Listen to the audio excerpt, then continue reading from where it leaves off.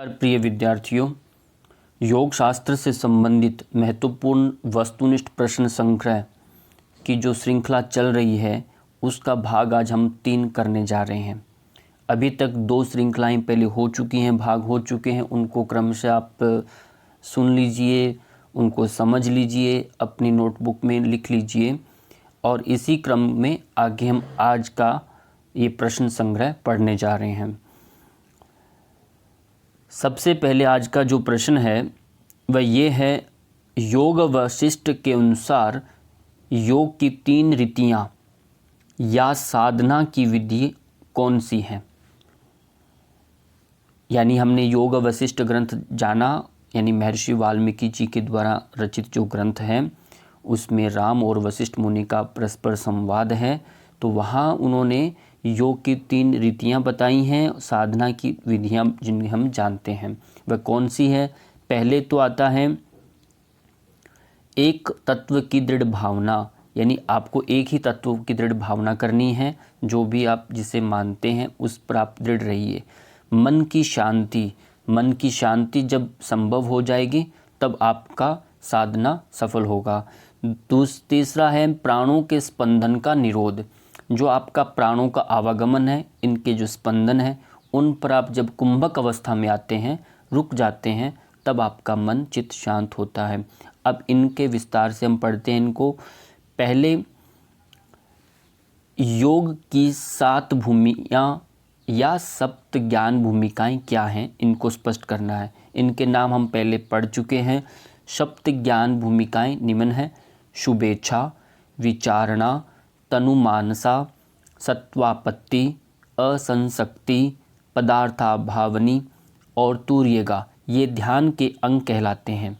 इनको स्पष्टता से लिख लीजिए, क्रम से याद कर लीजिए और इनका एक एक करके हम इनकी व्याख्या करते हैं। शुभेच्छा किसे कहते हैं, समझिए। सत्य का बोध होना, शुभ यानी शुभ होना, अच्छा होना, अच्छे की इष्टा करना, इन सत्य का बोध होना, शुभ प्राप्त करने की इच्छा रखना और वैराग्य होने पर, जब आपको वैराग्य भाव जागृत होता है होने पर शास्त्र संतों की संगति करना और सत्य की जिज्ञासा करना ही शुभेच्छा है।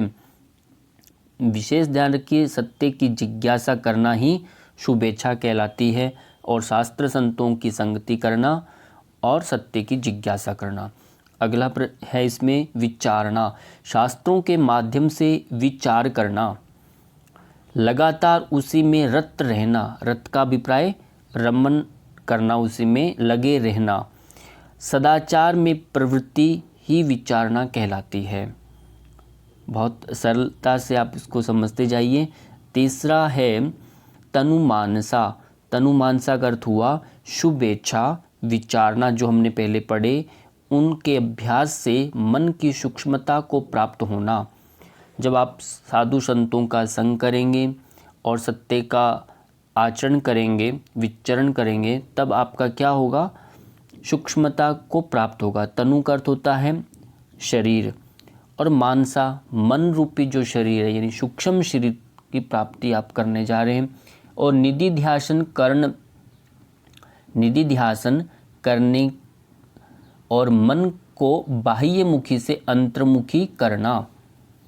निधिध्यासन करना और मन जो हमारा बहिर्मुखी है उसको अंतर्मुखी करना ही क्या कहलाएगा, तनुमानसा कहलाती है। या यूं कहें प्रत्याहार जो हम करते हैं उसी भांति अपने इंद्रियों को अंतर्मुखी करना और मन को एकाग्र करने का प्रयत्न करना। अगला है सत्वापत्ति, सत्व का अर्थ होता है प्रकाश, सफ़ेद, बुद्धि, शुद्ध चित्त। सत्वापत्ति यानी पूर्ण चित्त शुद्ध होना, सत्य का आत्मा में स्थित होना, यानी जीव का ब्रह्म वृत्ति होना। जो जीव है आपका, उसका ब्रह्म में वृत्ति यानी उसमें रमन करना, वृत्ति होना। निर्विकल्प समाधि की अवस्था आदि होना सत्वापत्ति कहलाता है। निर्विकल्प, कोई द्वंद्व नहीं है, आपका समाधि की अवस्था, ये सत्वापत्ति कहलाता है। 5वीं जो अवस्था है असंशक्ति, ब्रह्म के साक्षात्कार होने पर बाह्य जगत से मन की असंशक्ति उत्पन्न होना। बाह्य जगत जो है, सॉरी ये बाह्य नहीं, ब्रह्म जगत, ब्रह्म के साक्षात्कार होने पर जगत से मन की असंशक्ति उत्पन्न होना, या यूं कहें जब अविद्या जनित ज्ञान का नाश हो जाता है तब वह अवस्था असंशक्ति ज्ञान की है। ये असंशक्ति जिसमें आपकी आसक्ति नहीं है, जब संसार में जब आसक्ति नहीं है तो क्या है, आपको वास्तविकता का बोध हो गया है, रहस्य का जो मेन बोध होना था, बोधित्व को प्राप्त हो गए हैं। और यही आपका विद्या यानी ज्ञान का प्रकाश जब होता है, अविद्या रूपी जो अंधकार का नाश हो गया, और वो असंशक्ति अवस्था कहलाएगी। ये ज्ञान की भूमि है। पदार्था भावनी, बाह्य आंतरिक वस्तुओं के अभाव में दृढ़ता होना। बाह्य और आंतरिक दोनों प्रकार का जो प्रलोभन, जो आकर्षण, जो उसमें लालसा बनी रहती है, उसमें अभाव में दृढ़ता होना। उसमें कोई भाव नहीं है, उसमें कोई आपका अंदर लालसा उसमें जरा भी नहीं है, वो दृढ़ता होना। पदार्थों की भावना न रहना, ये पदार्थ का अभाव होना होता है। कोई भी संग्रह वृत्ति में आपका भाव नहीं है, चाहे आपका सुख है चाहे दुख है, कुछ भी उसमें अभाव मात्र रहना, वो पदार्थाभाविनी कहलाएगा। तुर्यगा क्या है, जब पदार्थों का अनुभव भी पूर्णता समाप्त हो जाता है, जो आपने रस लिया उसका अनुभव मात्र भी नहीं रहता, उसकी कोई अंदर कभी ना कभी देर सबेर अच्छे बुरे की टीस नहीं उठती, तो वो क्या कहलाएगा, साधक का निरंतर स्वरूप में यानी अपने ही स्वरूप में स्थिर रहना तुर्यगा कहलाता है। इसमें यहाँ जो आनंद का भी लालसा जिसमें नहीं है, वो क्या कहलाएगा, तुर्यगा अवस्था कहलाएगा। इसी क्रम में अगला प्रश्न आज का वह ये है, योग वशिष्ठ किस दार्शनिक सिद्धांत का प्रतिपादन करता है? अद्वैतवाद का। द्वैत नहीं है इसमें, अद्वैतवाद का ये प्रतिपादन करता है। विशेष रूप से याद रखिए इसको। योग वशिष्ठ ग्रंथ का मूल सिद्धांत क्या है? ज्ञान प्राप्ति के माध्यम से मुक्ति का मार्ग प्रशस्त करना, ये मूल सिद्धांत है योग वशिष्ठ ग्रंथ का। इसी में अगला प्रश्न है, योग वशिष्ठ में आदि व्याधि का वर्णन किस अध्याय के कौन से सर्ग में है? ये ध्यान रखना है, अध्याय आपका 36 के 81वां सर्ग है। ये आदि व्याधि प्रमुख है, ये हमने पढ़ना है, अभी पढ़ेंगे और दोबारा से इसको। और ये 36वें अध्याय का 81वां सर्ग है। और ऐसे ही योग वशिष्ठ में 7 भूमियों का वर्णन किस अध्याय से सर्ग में है, कौन से सर्ग में है? ये 18वें अध्याय के 118 सर्ग में इसका वर्णन हमें मिलता है। और मोक्ष के 4 द्वारपाल के नाम क्या हैं? ये कई बार परीक्षाओं में पूछ लिया जाता है, मोक्ष के 4 द्वारपाल कौन से हैं? तो वह है शम है, विचार है, संतोष है, साधु संगम है। शम यानी शांति के लिए विचार विचरण करना है, विचार है। संतोष आपका कभी वस्तुओं में जो है ईश्वर ने जो आपको दिया उसमें संतुष्ट रहना, साधु का संगम करना। तो ये आपके 4 मोक्ष के द्वारपाल होते हैं। शारीरिक दुखों को योग वशिष्ठ में क्या कहा गया है? व्याधि। याद रखिए, शारीरिक दुखों को योग वशिष्ठ में व्याधि कहा गया है। और मानसिक जो दुख हैं, मानसिक दुखों को क्या कहा गया है? उनको बोलते हैं आधि। जब आधि शब्द आता है तब आप समझिए मानसिक दुख की बात हो रही है। जब अनादिज, जो आधि नहीं है, अनादिज है, तो वो आपका व्याधि के रूप में कहलाएगा। अगला है प्रश्न, महर्षि वशिष्ठ के अनुसार आधि और व्याधि का समूल नाश किससे होता है? इनको पूर्णतः इनसे मुक्ति किससे मिलती है? वह है ज्ञान से। ज्ञान से हम इनसे मुक्त हो सकते हैं। अब योग वशिष्ठ के अनुसार एक तत्व की दृढ़ भावना हेतु कौन सी विधियां बताई गई हैं? जो हमने प्रारंभ में 3 विधियां पढ़ी थी, उन 3 विधियों में सबसे पहला था एक तत्व की दृढ़ भावना। एक तत्व की दृढ़ भावना के अंदर भी वो कौन सी है? एक ब्रह्म भावना, यानी ब्रह्म में भाव करिए आप, तो आप मुक्त हो जाएंगे। एक ही जगत का नियंता करता धरता उसे मान करके आप अपने आप को एक पुतली की तरह, एक कठपुतली की तरह अपने को रख लीजिए, तो आप में अहम भाव का नाश हो जाएगा और आप, ये मुक्ति का कारण है। दूसरा, अभाव भावना, भाव का भाव ही नहीं करें, जो है सब उसी का है। इसमें भावना नहीं करना यानी संकल्प रहित होकर के निष्काम कर्म करना, ये आपका अभाव भावना कहलाएगा इसमें। अगला है केवली भाव। केवली भाव यानी केवली एक ही है, यानी सब में अपना बूंद, जो भी जीव है ये सभी परमात्मा के अंश हैं, उसमें ही सबका एक ही स्वरूप को जब देखता है व्यक्ति, तो ऐसा भाव रखना, तब इसमें कोई द्वंद्व द्वेष भाव नहीं रहेगा। अगला प्रश्न है, योग वशिष्ठ के अनुसार मन की शांति हेतु कितनी विधियां बताई गई। ये दूसरा रीति है यानी विधि है साधना की, जिसमें हम मन की शांति की विधियां बताई गई। कौन सी है, नाम लिखिए। 10 प्रकार की विधियां बताई गई हैं। कौन सी? पहले ज्ञान युक्ति। ज्ञान युक्ति ये एक मन को शांति करने, यानी आप स्वाध्याय करें। संकल्प का त्याग कर दीजिए, आप कोई संकल्प मत करिए जिससे आपको परेशानी हो। भोगों से विरक्ति, जो भोग हैं उनसे आप विरक्ति लिए। वासना का त्याग कर दीजिए, इससे मन शांत होगा। अहम भाव का नाश हो जाए तब मन शांत होगा। असंग का अभाव, यानी संग होता है संगति करना, आपकी कंपनी, और संग यानी असंग, कोई संगति नहीं है, उसका भी अभाव हो जाए। कर्तृभाव का त्याग, कर्तापन का त्याग कर दीजिए। और सर्व त्याग, सब कुछ त्याग करना पड़े तो त्याग कर दीजिए। समाधि का अभ्यास करिए। और लय क्रिया, ये 10 प्रकार के जो ऐसे अभ्यास हैं जिनके भावना से, जिनके अभ्यास से हम मन की शांति कर सकते हैं। तो ये जो भी व्यक्ति डिप्रेशन में है, मानसिक रोगी जो व्यक्ति होता है, तो आप इस तरह से भाव उसको आप बता सकते हैं, करा सकते हैं। डिप्रेशन में ना हो, बहुत अशांत ना हो, तो उस तरह का भाव फिर उल्टा पड़ जाता है।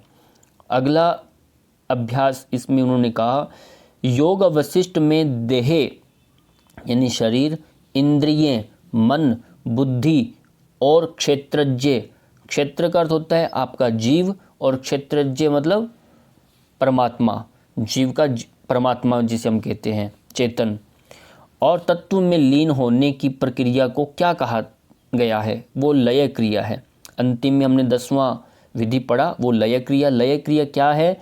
जब आपका शरीर, आपकी इंद्रियां, मन, बुद्धि और आपका सबका चेतना के साथ एकत्व हो जाए, लीनता आ जाए, वो लय क्रिया कहलाएगा। अगला प्रश्न है, योग वशिष्ठ के अनुसार मन को शांत करने में प्राण निरोध, जो हमने पढ़ा प्राणों का संपंदन, वो क्या है, अभ्यास कैसे करता है? इसका उत्तर देखिए। योग वशिष्ठ में के अनुसार जैसे पंखे का हिलना बंद होते ही, जैसे पंखे का हिलना बंद होते ही हवा का चलना बंद हो जाता है, उसी प्रकार प्राणों की गति रुक जाने पर मन भी शांत हो जाता है। इसका अभिप्राय ये है कि मन जो है हमारा प्राणों के वेग से ही प्रभावित होता है, और यदि हमने अपने श्वास पर नियंत्रण कर लिया तो आप अपने मन पर भी नियंत्रण कर सकते हैं। मन आपका इंद्रियों का राजा है, इसलिए यदि अपनी इंद्रियों को वश में करना है तो मन को कंट्रोल करना। मन को कंट्रोल करने का इन्होंने तरीका बताया कि प्राणों की गति को मंद करना, जब करेंगे तो मन भी शांत होगा, एक तो उपाय। दूसरा है, प्राण का स्पंदन रुकने से मन शांत हो जाता है, और मन के शांत हो जाने पर संसार का लय हो जाता है। जो संसार के प्रति जो आपका आकर्षण, जो गति दौड़ भाग थी, वो भी शांत हो जाता है, उसका भी विलय हो जाता है। अगला प्रश्न है, इसमें आता है, योग वशिष्ठ के अनुसार प्राण निरोध के क्या उपाय हैं? ये तो हुआ प्राण निरोध का लाभ। अब उपाय बताइए कैसे करें? तो वो उसके लिए कहा है वशिष्ठ जी ने कि प्राण निरोध के निम्न उपाय हैं। पहले तो वैराग्य परम कारण का ध्यान, वैराग्य भाव उत्पन्न करिए। क्योंकि राग और विराग, बहुत ज़्यादा किसी के प्रति राग भाव मत रखिए। और परम कारण का ध्यान, जो इसका कारण है इस जगत का, उसका आप ध्यान करिए, यानी आपकी संध्या उपासना होती रहे। व्यसन क्षय, व्यसन यानी कोई भी ऐसा व्यसन ना करिए। निरोध की विशेष युक्ति, रोकने की कोई विशेष युक्ति यानी उपाय करिए, जिसमें आप हठ योग का अभ्यास करें, अष्टांग योग का अभ्यास करें। परमार्थ ज्ञान और दूसरे के हित के लिए परोपकार का भाव करिए, तब आपका मन प्राण का निरोध होता है। दूसरा कहा, शास्त्रों और सज्जनों का संग करिए, वैराग्य और अभ्यास करिए।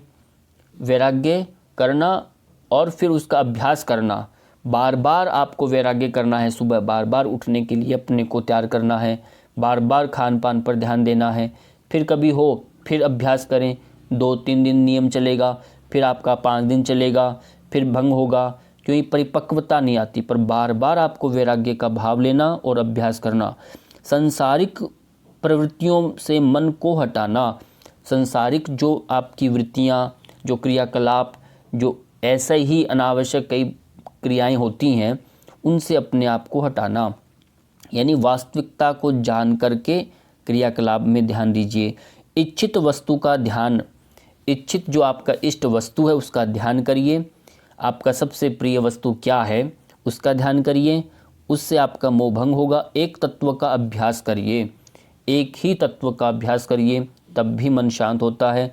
और क्या कहा, दुख हरने वाले पूरक आदि यानी पूरक कुंभक और रेचक प्राणायामों का गहरा अभ्यास करें। एकांत में ध्यान करिए। ये बार बार कहा जाता है कि यदि आपको बहुत ज़्यादा दुख हैं, पीड़ाएं हैं, तो उसमें आप अपना प्राणायाम एकमात्र ऐसा मर्रम का काम करता है, जो दुखियों के लिए मर्रम यानी मल्लम जो लगाते हैं उसका कार्य करेगा। तो ऐसे में ये अभ्यास ज़्यादा करें और एकांत में ध्यान करने का भी अभ्यास करें। ओंकार का उच्चारण करते करते शब्द तत्व की भावना करना। शब्द का जो रहस्य है, उसका जो प्रभाव है, तस्य वाचक प्रणव, यानी जगत का जो, यदि हम इस सृष्टि का जो कर्ता धर्ता, यदि हम उसको एक शब्द में पुकारें, उसका शब्द क्या है, वो ओम के नाम से हम जानते हैं। उसका आप ध्यान करते हुए ओम का उच्चारण करें। और पूरक के अभ्यास में मेरु के समान स्थिर हो जाना। जब आप श्वास लेते हैं, श्वास भरते समय आप मेरु यानी मेरु पर्वत, बिल्कुल दंड आपका मेरु रीढ़ की जो मेरुदंड है सीधा करते हुए अभ्यास करिए, तो आपको निश्चित रूप से मन शांत होगा। और अगला कहा, कुंभक के साथ प्राण को रोकना। कुंभक यानी श्वास पूरा भर लिया, भरने के बाद प्राण को रोक लेना, या श्वास को बाहर छोड़ देना, फिर आपको प्राण को रोक लेना। इसलिए बाह्य कुंभक और आंतरिक कुंभक। कुंभक बोलते हैं घड़े को। घड़ा या तो पानी से भरा होता है या पानी से बिल्कुल खाली यानी हवा से भरा होता है। तो आपने दोनों प्रकार से अपने को, आपका शरीर रूपी जो ये घड़ा है, घट है, इसको श्वास से भर लेना है, या फिर इसको बाहर श्वास निकाल करके आपके शरीर में, आपके कुंभ में मात्र केवल रक्त रहे, तो खाली करके इसको रोकना। ये 2 प्रकार के अभ्यास जिससे आपका मन शांत होगा। तालु का जो मूल भाग है पर स्थित जो घंटी को जिह्वा से यत्न पूर्वक दबाकर ऊर्ध्वरंध्र में प्राण ले जाना, जिसे हम 10वां द्वार कहते हैं। जब आप खेचरी मुद्रा के अभ्यास के समय अपनी जिह्वा को पीछे ऊपर तालु के लगाते हैं, तो ऐसी स्थिति में भी आप दबा करके आप करेंगे तो मन शांत होगा। और ये सब इतने प्रकार उन्होंने बताई। अब 116वां जो प्रश्न है, योग वशिष्ठ के अनुसार व्याधि कितने प्रकार की होती है? ये 2 प्रकार की होती है। एक देखिए यहाँ पर आदिज, जो आदि से जय का अर्थ होता है उत्पन्न होना। आदि मैंने अर्थ बताया था मानसिक रोग, और अनादिज क्या है, ये आपकी व्याधि है, शारीरिक रोग है। अगला है आदिज व्याधि के कितने उपभेद हैं? 2 हैं, एक तो हुआ सार, एक सामान्य।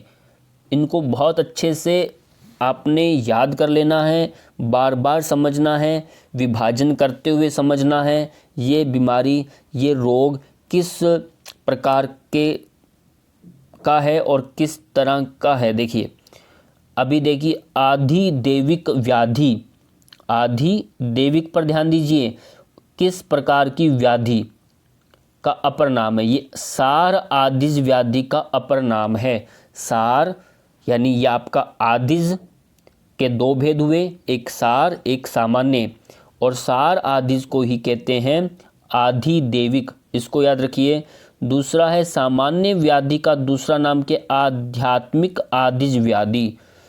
परीक्षाओं में पूछा जाता है कि आध्यात्मिक व्याधिज ये किसका भाग है? तो सीधा भाग में दो ऑप्शन दिए हुए हैं, आदिज और अनादिज। तो आदिज का भाग बताना। यदि पूछा जाए ये सार सामान्य आदिज व्याधिज कुछ ऐसा लिखा है तो सामान्य का ही दूसरा ये भाग होगा। तो इस तरह से इनको याद रखिए। और अगला है आदि भौतिक व्याधि, किस व्याधि का नाम है? ये अनादिज है, जो शारीरिक रोग जो होते हैं वो हैं। और संसार में हमारे जो चिकित्सा प्रणाली है, चिकित्सा जो पद्धति है मॉडर्न साइंस, वो आदि भौतिक व्याधि का ही उपचार करने में सक्षम है। जो पहले के दो मैंने बताए सार और सामान्य यानी आध्यात्मिक और आधिदैविक व्याधि, उसका उपचार चिकित्सा शास्त्र में न्यून मात्र है, बहुत कम है। और वो इसके अभ्यास से यानी आदि भौतिक से यदि जुड़ा हुआ वह व्याधि है तो उसमें सहायक सिद्ध होता है। अन्यथा हम योग मात्र से, आसन प्राणायाम के माध्यम से, अपनी योगी क्रियाओं के माध्यम से उसे ठीक करते हैं। तो ध्यान रखिए। और सबसे ज़्यादा जटिल रोग वही हैं, सूक्ष्म होते हैं, दिखाई देते नहीं हैं, इसलिए हम उनका उपचार कर नहीं पाते, जो आध्यात्मिक और आधिदैविक यानी आपके सार और सामान्य के जो रोग हैं। अब सार सामान्य के जो रोग हैं उनको हम अच्छे से समझेंगे इनका विभाजन के साथ। वो पहले देखिए किसको सार आदिज व्याधि कहा गया। सार क्या है? सार यानी आपका तत्व, अंत जो आपका प्रारंभ का। सार व्याधि पिछले जन्मों के कारण आपके, हमारा हिंदू संस्कृति में, अपने हिंदू संस्कारों में हमारा जन्म पूर्व जन्म माना जाता है, क्योंकि एक साथ हम अब मुक्त नहीं होते। तो ये हमारे षड्दर्शनों में, उपनिषदों में वर्णन मिलता है। तो जन्मों के कारण आनुवांशिक या गुरु, एक तो होता है जन्म के साथ व्यक्ति कोई रोग लेकर आता है जिसमें आपका उसका कोई लंगड़ापन है, भेंगापन है, मस्तिष्क का कोई विकृति है, तो ये आनुवांशिक कमी के कारण उसका कुछ ऐसे रोग लेकर आ रहा है। दूसरा है गुरु यानी आपके गुरु, देव पितरों के शाप के कारण उत्पन्न होती है। किसी बड़े बुजुर्गों का शाप लग जाता है, उनकी मानसिक जो हानि होती है पितरों के शाप के कारण, इसे हम आधिदैविक व्याधि के नाम से जानते हैं। तो ये ऐसे रोग हैं जिनका मेडिकल साइंस में उपचार असंभव है, उनको पता नहीं चलता। हाँ, अभी यदि किसी का सर डबल है, हाथ डबल हो रहे हैं, आपके हाथों में 2 अंगुलियां हैं, तो वो साइंस उसको काट पीट के अलग अलग कर सकती है। तो वास्तविकता यहाँ मैं ये कहना चाह रहा हूँ, यदि उसके अनुवांशिक कुछ जीन में कुछ विकृति है तो वो ठीक नहीं कर सकती। वैक्सीन्स बहुत बनी जा रही हैं पर वो इम्यून सिस्टम उसका वो जैसा नहीं हो पाता। अगला जो है सामान्य व्याधि को स्पष्ट करें। सामान्य व्याधि का तात्पर्य, सामान्य व्याधि में सर्वसाधारण व्याधियाँ आती हैं और उच्च रक्तचाप जिसमें हम कहते हैं, मधुमेह, आपका डायबिटीज़, दमा, जो आपका अस्थमा जो होता है, श्वास का रोग, संधिवात, जॉइंट्स के जितने सभी रोग, अल्सर जैसी बीमारियां जो मन का स्वर बिगड़ जाने से होती हैं।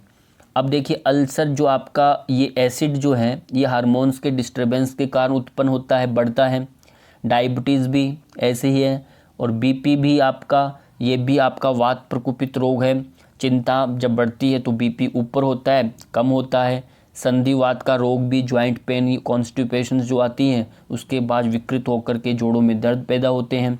श्वास का रोग भी ऐसे ही है।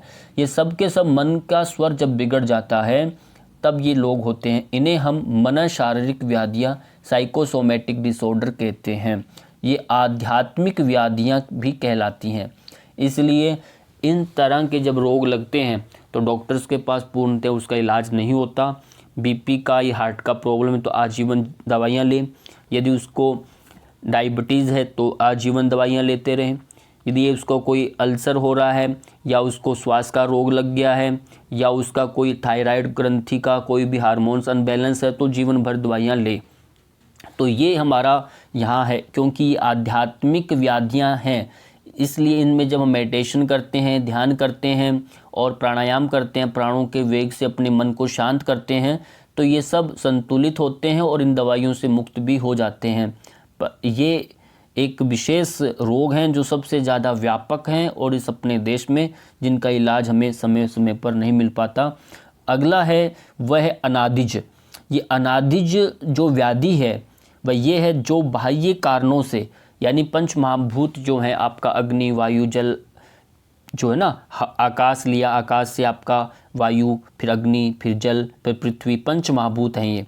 और पंच महाभूतों से जो जो प्रभाव से जो रोग होता है, जैसे पानी में आप डूब जाना, अग्नि में जल जाना, पृथ्वी से ऊपर पहाड़ से गिर जाना, मिट्टी में गड़ जाना, और ये सब इनसे जो रोग होते हैं, या फिर ऐसे रोग जो किसी बाहर से जीव जंतु के काटने से, किसी कुत्ते ने काट दिया, किसी सांप बिच्छू ने काट दिया या किसी मच्छर ने काटा, तो यहाँ से जो शरीर में रोग लगते हैं उनका इलाज पूर्णतया मेडिकल साइंस में मिल जाता है। उस पर रिसर्चें चल रही हैं, जिनका नहीं है वो भी मिल जाएगा, ये संभावनाएं होती हैं। ये आदि भौतिक व्याधियाँ कहलाती हैं, जो भौतिक जगत यानी पंच महाभूतों से जो निर्मित जगत है, पंचभूतों से जो रोग प्रभावित होकर के उसको लगा है, उनका इलाज संभव है। अब बच्चे देखिए, ये रोग बहुत कम होते हैं। यदि किसी का एक्सीडेंट हुआ, फ्रैक्चर हो गया, तो वहाँ योग प्राणायाम सहायक हो जाएंगे और मेडिकल साइंस उसको प्लास्टर करेगी उसका और उपचार करेगी। ऐसे ही आपका कोई बिच्छू काटा है, किसी ने जहर विष फैल गया है, तो वो आपके सहायक होंगे, क्योंकि मनोदशा को मजबूत करने के लिए, आपकी विल पावर को अच्छा रखने के लिए योग अच्छा काम करेगा, चित्त को बैलेंस देगा और आपके ऊपर से औषधियाँ काम करेंगी। ये एक इनमें प्रभाव हमें देखने को मिलता है। इसी के साथ आज के जो अंतिम प्रश्न है वह ये है, योग वशिष्ठ के रचयिता कौन है? याद रखना है महर्षि वाल्मीकि जी हैं। और योग वशिष्ठ मूल ग्रंथ में कितने श्लोक हैं? टोटल 32,000 इसमें श्लोक संख्या है। तो इतने से सबका आप समझ में आ गया हो। हम 25 प्रश्नों का इसमें रखेंगे, विषय लंबा हो जाता है, पढ़ नहीं पाते, और इनको आप नोट कर लीजिए। और उसके बाद अगला जो हमारा प्रश्नोत्तरी का रहेगा तो उसमें हम तैत्तिरीय उपनिषद के अनुसार जो पंचकोशों का वर्णन किया गया है उसको हम डिटेल से पढ़ने वाले हैं। तब तक आप इसको पूर्ण करिए। इसी के साथ सबका बहुत बहुत धन्यवाद। शुभ दिन।